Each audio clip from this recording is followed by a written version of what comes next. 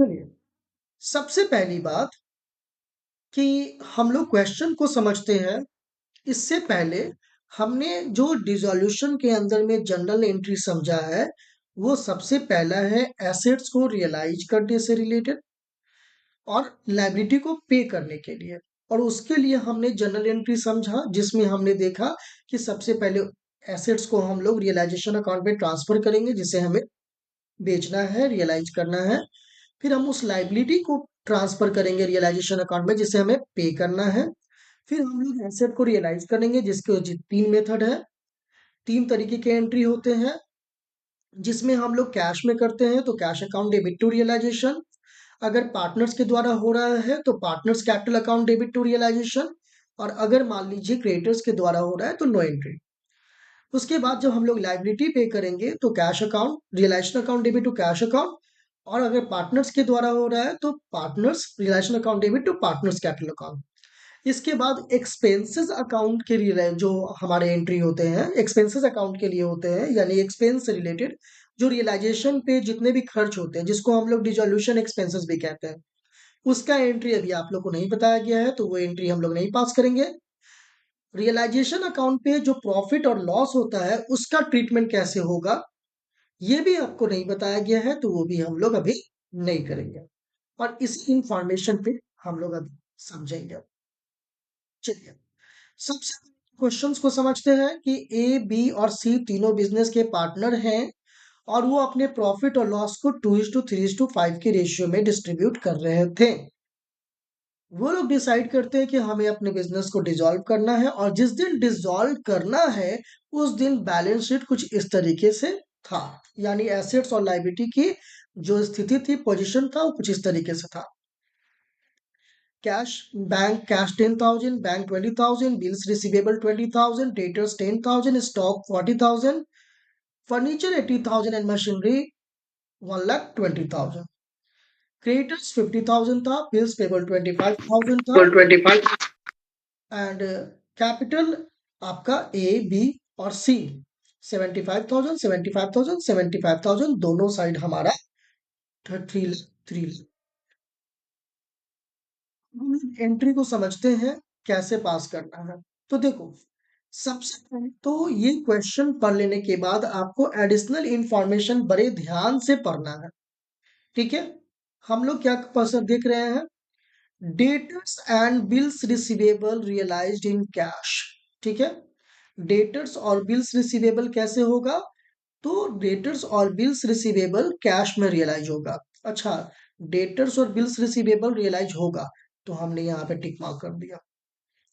Stock are realise 20% profit. Stock को 20% profit पे realise किया जाएगा। कैसे किया जाएगा ये नहीं लिखा हुआ है, पार्टनर्स के द्वारा कि कैश में। तो अगर इंफॉर्मेशन नहीं है तो कैश में करेंगे। चलो, स्टॉक को भी रियलाइज करना है।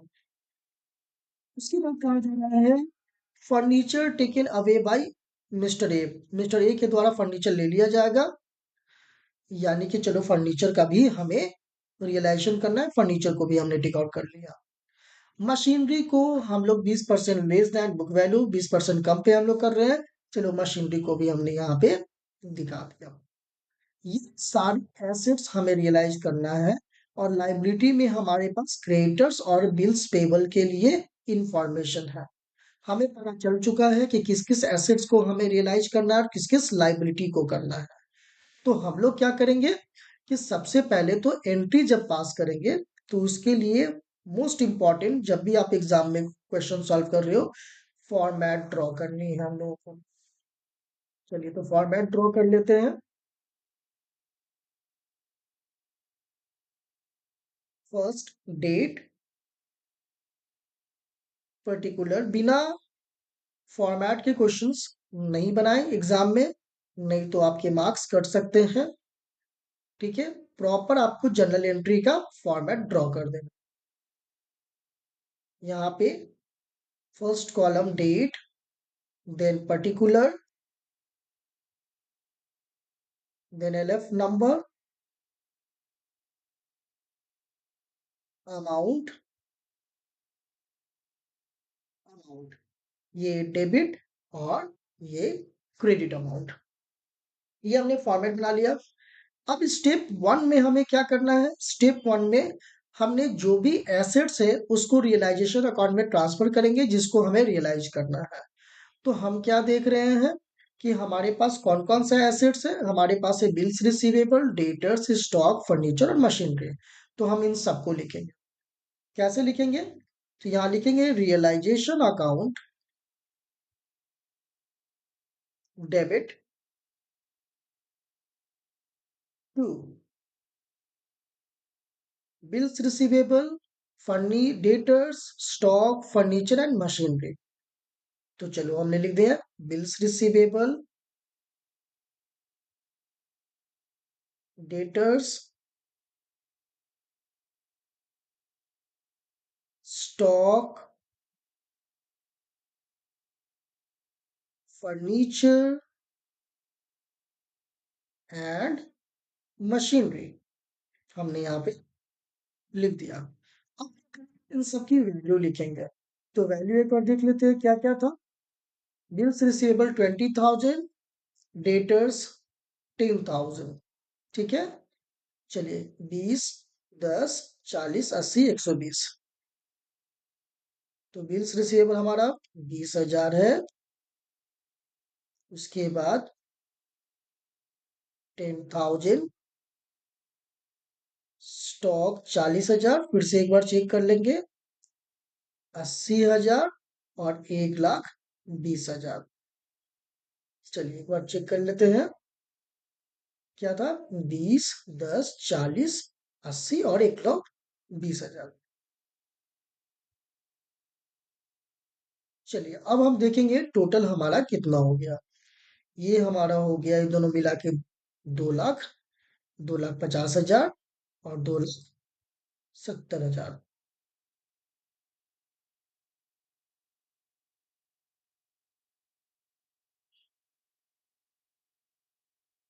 ठीक है, इसके बाद हम लोग नरेशन लिख लेते हैं।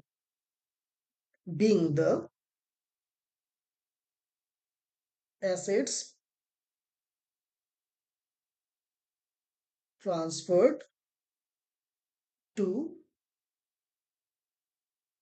Realisation account. हमने यहाँ पर क्या किया? हमने यहाँ पे नरेशन भी प्रॉपरली लिख लिया। दूसरा स्टेप क्या करेंगे? हम लोग इसी तरीके से लाइबिलिटी को भी ट्रांसफर करेंगे। तो हम लोग एक बार चेक कर लेते हैं लाइबिलिटी में कौन कौन सा है। हमारे पास क्रेडिटर्स है और बिल्स पेबल है, 50,000 और 25,000 का। चलिए इसके लिए हम लोग क्या लिखेंगे? क्रेडिटर्स अकाउंट डेबिट, ये हमारा 50,000। Bills payable account debit 25,000 to realisation account 75,000। उसके बाद हम लोग इसको ट्रांसफर करते हैं। Being the liabilities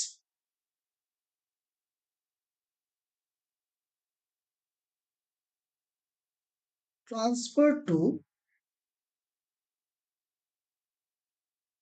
realisation account.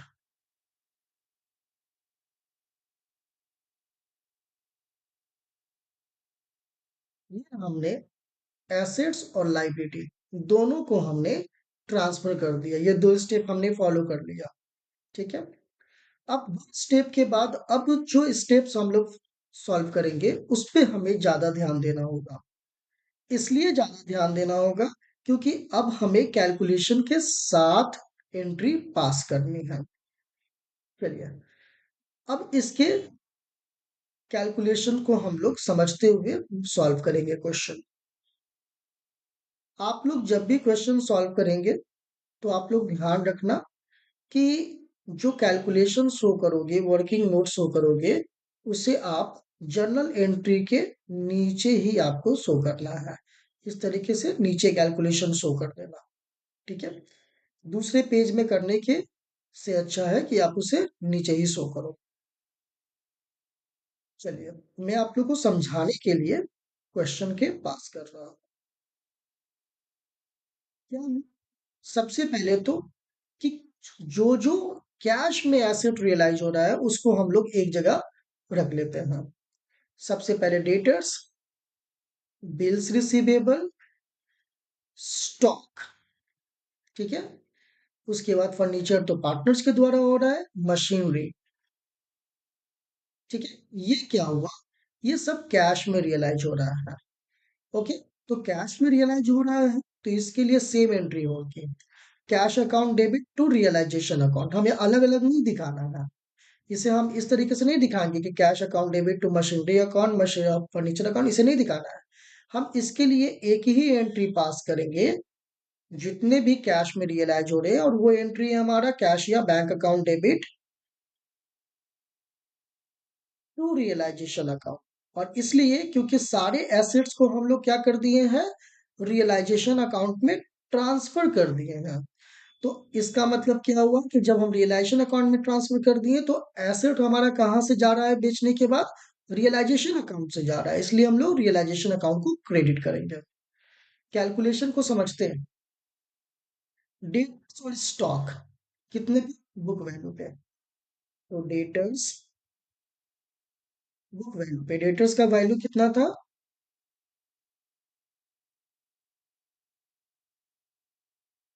Debtors की वैल्यू थी 10,000। चलो, उसके बाद stock, sorry bills receivable. Bills receivable की वैल्यू कितनी थी? बिल्स रिसीवेबल की वैल्यू थी 20,000। ये हो गया हमारा। फिर उसके बाद स्टॉक को बोल रहा है 20% प्रॉफिट पे। तो 20% प्रॉफिट पे तो स्टॉक है कितने का? 40,000 का। तो 40,000 का स्टॉक है, और 20% प्रॉफिट पे तो 40,000 का 10% 4,000, और 20% इसका हो जाएगा 8,000। मतलब हम इसे कितने में बेच रहे हैं? 48,000 पे। ठीक है। आप लोग को दिखा दें, 40,000 का था, इसको 20% प्रॉफिट पे बेचा जा रहा है। ठीक है। तो इसका मतलब कि 8,000 प्रॉफिट हुआ। अब 40,000 का स्टॉक हमने 8,000 प्रॉफिट पे बेचा, इसका मतलब 48,000 में बेचा। उसी तरीके से हमारा क्या है अगला? मशीनरी। मशीनरी कितने में? तो मशीन हम कर रहे हैं 20% कम पे। तो 20% कम पे कर रहे हैं तो मशीन की वैल्यू कितनी है? 1,20,000। उसी तरीके से हम लोग मशीन की वैल्यू भी निकाल लेंगे, कम कर लेंगे। तो मशीन का 20% हमारा कितना हो जाएगा? 10% हो जाएगा हमारा 12,000, और इसका 20% 24,000। ठीक है। तो आपको क्या करना है कि उसमें 20 था, वहां पे हमने क्या किया था? ऐड किया था उसमें, क्योंकि हमें उससे ज्यादा पे बेचना था। तो वहां हमने ऐड किया था, लेकिन यहाँ पे हम लोग ऐड नहीं करेंगे क्योंकि यहाँ पर हमारा हमने घटाना है। देखिए, इसमें हमने प्रॉफिट पे बेचा था, मतलब जितना कॉस्ट था उससे ज्यादा पर बेचा था। लेकिन मशीनरी के बारे में कहा जा रहा है कि उसे हमें ज्यादा पे नहीं बल्कि less than the book value, जितना है उससे कम पर बेच रहे हैं। तो सबसे पहले हमने निकाल दिया कि 24,000 हो गया हमारा, और फिर उसके बाद हम लोग 1,20,000 में से 24,000 को लेस कर देंगे।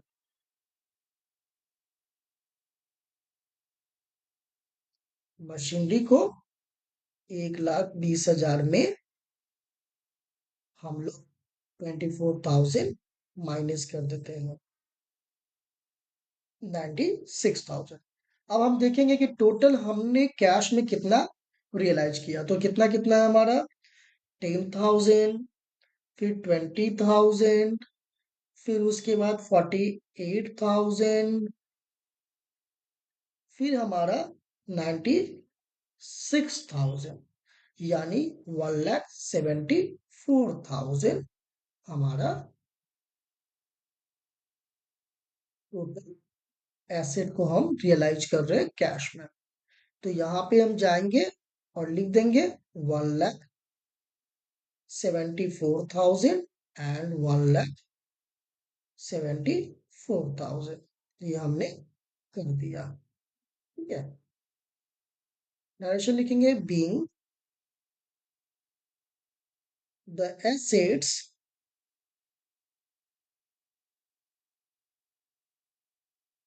realized in cash, हमने यहाँ पे दिखा दिया। इसके बाद हम लोग फिर से आते हैं और देखते हैं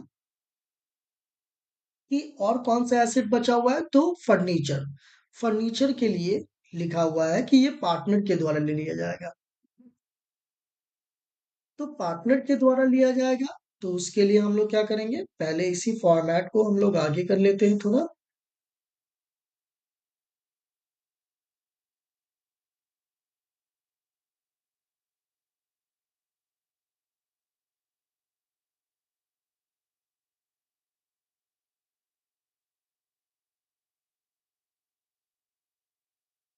अगर किसी एसेट को पार्टनर के द्वारा लिया जा रहा है तो कैश की जगह पे उस पार्टनर का नाम लिख लेंगे, यानी कि is capital account debit to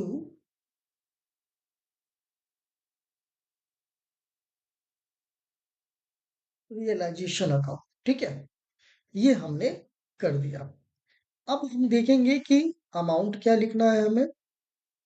तो क्या बोला जा रहा है कि furniture is taken away by mister A, कोई इंफॉर्मेशन नहीं है।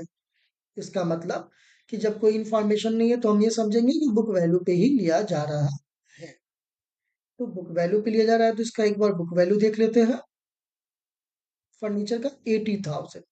चलो, तो हम लोग यहाँ पर दिखा देंगे 80,000, 80,000, और नरेशन लिखेंगे बीइंग द एसेट, या फर्नीचर भी लिख सकते हैं, टेकन अवे बाय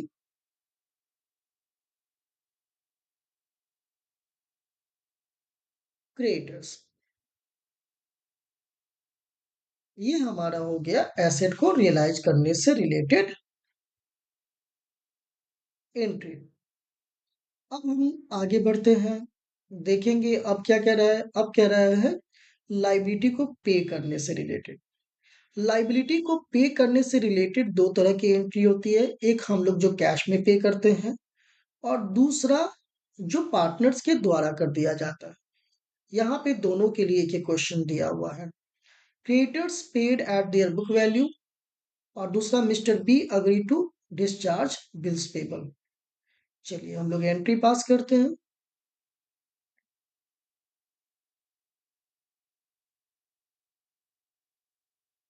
जब कैश में हम लोग पे करेंगे लाइबिलिटी को तो उसके लिए एंट्री पास हो जाएगी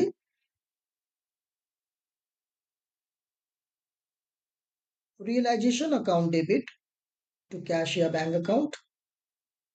और हम किसके कर रहे हैं, तो क्रिएटर्स को कर रहे हैं जिसकी वैल्यू कितनी है, 50,000, 50,000।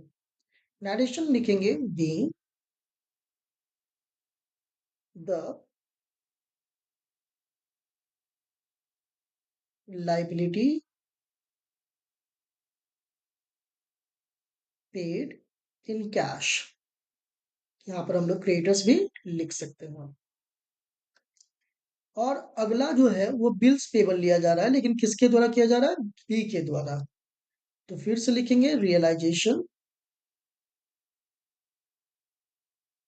Account debit to bills payable account, और उसकी वैल्यू है 25,000, 25,000। नरेशन लिखेंगे बीइंग द बिल्स पेबल, या लाइबिलिटी भी लिख सकते हैं, डिस्चार्ज्ड बाय मिस्टर बी।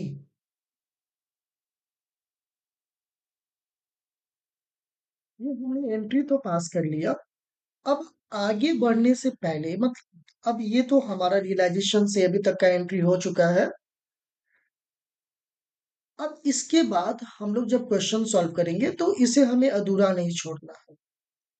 यहाँ पे हम देखेंगे कि हमें इस रियलाइजेशन पे प्रॉफिट हुआ है कि लॉस हुआ है। इसके लिए हम लोग पहले एंट्री को समझेंगे कि कैसे एंट्री को दिखाया जाएगा। चलिए तो हम लोग समझते हैं, पहले कुछ एंट्री लिखते हैं।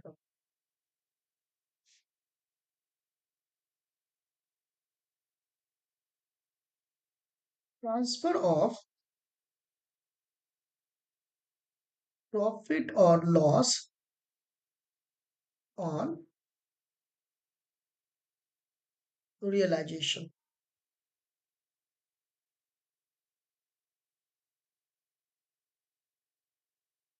और इसमें दो सिचुएशन आएंगे। एक हो जाएगा हमारा इन केस ऑफ प्रॉफिट, और इसके लिए हम लोग एंट्री पास करेंगे realisation account debit to all partners capital account, और नरेशन लिखेंगे being the profit on realization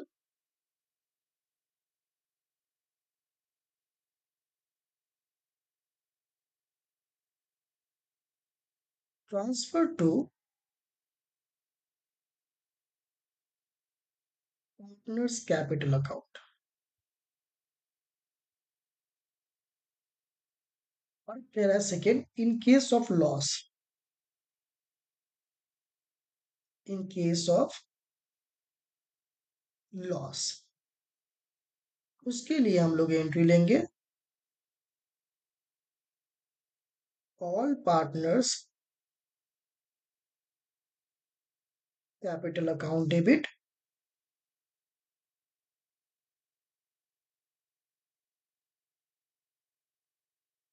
to realisation account. Narration लेंगे being the loss on realisation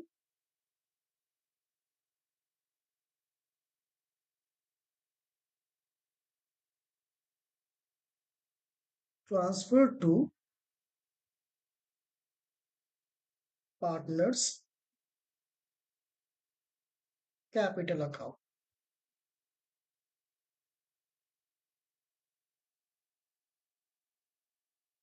हम लोगों ने एंट्री ले लिया, यहाँ पे जनरेटिव समझ लिया कि अगर मान लीजिए कि रियलाइजेशन पे प्रॉफिट होगा तो realisation account debit to all partners capital account, और अगर मान लीजिए लॉस होगा तो all partners capital account debit to realisation account. अब निकालना कैसे है, तो देखिए हम लोग क्या करेंगे कि जहां जहां पे रियलाइजेशन अकाउंट डेबिट है उस अमाउंट को एक साइड टोटल करेंगे। ठीक है, जहां जहां रियलाइजेशन डेबिट में है उसके अमाउंट को एक साइड हम लोग लिखते हैं। जैसे 2,70,000 रियलाइजेशन डेबिट में है। फिर उसके बाद हम लोग ढूंढेंगे कि और रियलाइजेशन कहाँ है डेबिट में। तो यहाँ पे रियलाइजेशन डेबिट में 2,70,000 हो गया। यहाँ क्रेडिट में है, यहाँ क्रेडिट में है, यहाँ भी क्रेडिट में है। फिर से यहाँ पर डेबिट में आ गया 50,000।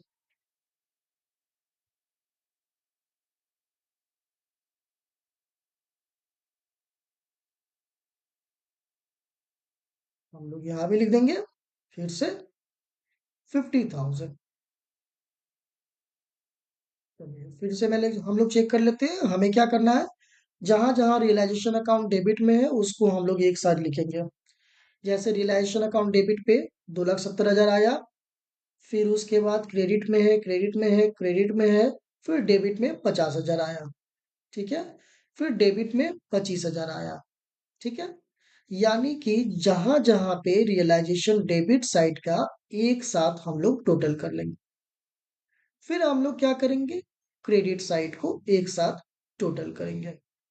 क्रेडिट साइड में हम लोग देखेंगे कितना कितना है। तो रियलाइजेशन क्रेडिट साइड में है 75,000। फिर है हमारा 1,74,000। अगर मेरे से कुछ छूट रहा है तो आप लोग मैसेज करके बताइए। उसके बाद हमारा और क्रेडिट में रियलाइजेशन कहाँ है, एक 75, दूसरा 1,74,000, फिर उसके बाद 80,000 क्रेडिट में। चलिए 80,000 के बाद अब हमारे पास हो गया। अब इसके बाद हम लोग क्या करेंगे कि दोनों साइड को टोटल कर लेते हैं। दोनों साइड को टोटल करके हम देखते हैं कितना आ रहा है। तो डेबिट साइड है 2,70,000, 50,000 एंड 25,000। यानी डेबिट साइड आ रहा है हमारा 3,45,000। अब हम लोग क्रेडिट साइड वाला जोड़ लेते हैं 75,000, 1,74,000 एंड 80,000। आ गया हमारा 3,29,000। आप लोग भी चेक करते रहना। अब ये डेबिट क्या होता है, हमारा एक्सपेंसेस और लॉसेस को रिप्रेजेंट करता है, और क्रेडिट इनकम्स और गेन को। तो हम क्या देख रहे हैं कि जो हमारा एक्सपेंसेस और लॉसेस को रिप्रेजेंट करता है वो 3,45,000 है, और जो इनकम को रिप्रेजेंट करता है वो 3,29,000 है। मतलब इनकम रिप्रेजेंट जो कर रहा है वो कम है, और ज्यादा कौन है, जो एक्सपेंसेस को रिप्रेजेंट कर रहा है, 3,45,000 है। इसका मतलब कितने का डिफरेंस आया, तो डिफरेंस है हमारा 16,000 का। तो 16,000 को ओवरऑल हमारा एक्सपेंसेस और लॉसेस वाला जो साइड है यानी डेबिट वो ज्यादा है, इसका मतलब ये कहलाएगा लॉस ऑन रियलाइजेशन। और लॉस ऑन रियलाइजेशन के लिए हम लोग एंट्री क्या पास करेंगे, तो लॉस ऑन रियलाइजेशन के लिए जैसा कि हमने दिखा कि in case of profit realisation account debit to partners capital account, और in case of loss partners capital account debit to realisation account. तो हमें कौन सा करना है इन केस लॉस के लिए। उसके लिए हम लोग क्या करेंगे,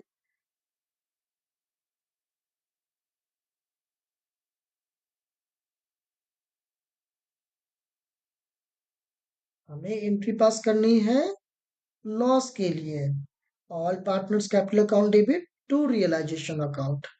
तो हमारा कौन कौन से पार्टनर्स थे, A's capital account debit, B's capital account debit and C's capital account debit to realisation account. और हम लोग अब क्या करेंगे, हम लोग इसे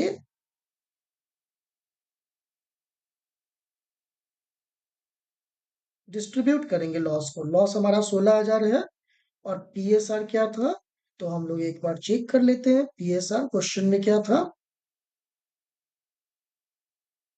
पीएसआर हमारा था 2:3:5। इसका मतलब 16,000 का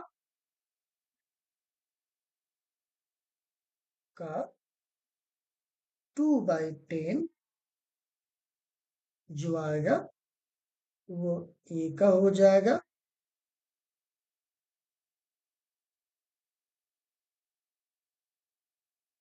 3/10 जो आएगा वो हमारा बी का हो जाएगा, और 5/10 जो आएगा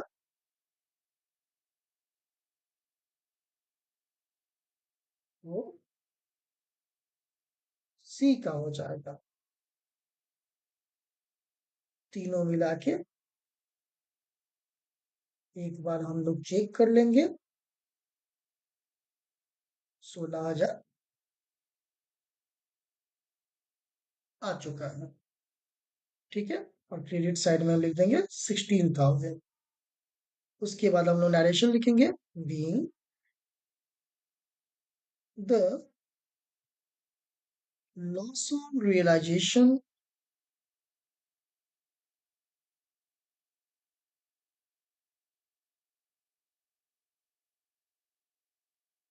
transfer to partners capital account. Okay.